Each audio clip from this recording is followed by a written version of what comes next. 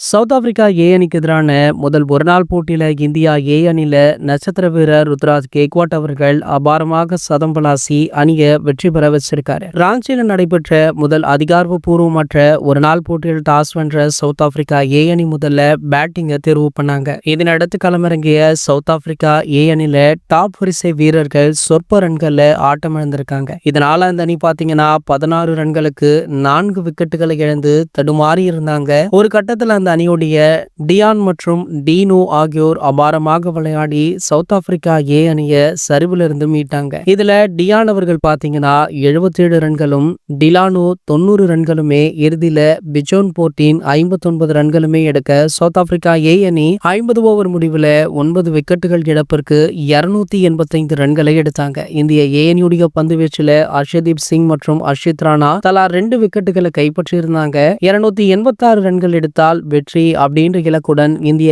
ஏ அணி களமிறங்கியது. தொடக்க வீரரான ருத்ராஜ் கெய்க்வாட் மற்றும் அபிஷேக் சர்மா ஆகியோர் களமிறங்கினாங்க. வழக்கம் போல அபிஷேக் சர்மா அதிரடியாக ஆட முற்பட்டு 4 பவுண்டரிகள் 1 சிக்ஸர் அப்படின்னு 25 பந்துகள்ல 31 ரன்களை எடுத்தார். பெரிய அளவுல எதிர்பார்க்கப்பட்ட ரியான் பராக் 8 ரன்கள்ல ஆட்டம் இழக்க ருத்ராஜ் அவர்கள் தன்னுடைய வழக்கமான ஆட்டத்தை வெளிப்படுத்தி ரன்களை சேர்த்திருக்காரா. சவுத் ஆப்பிரிக்கா வீரர்கள் நெருக்கடி கொடுத்துமே ருத்ராஜ் அவர்கள் கொஞ்சம் கூட அசரல.